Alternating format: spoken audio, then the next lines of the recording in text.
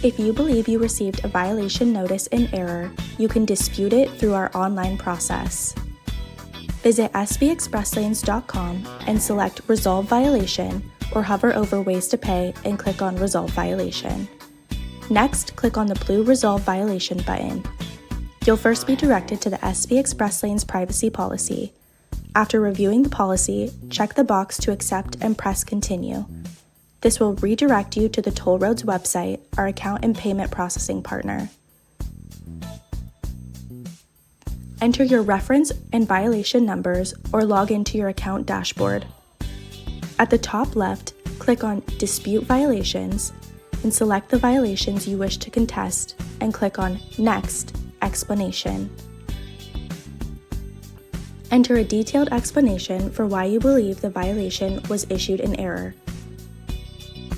The more specific information you provide, the easier it will be for our team to review your case. Finally, double-check all information for accuracy, then press Submit Dispute.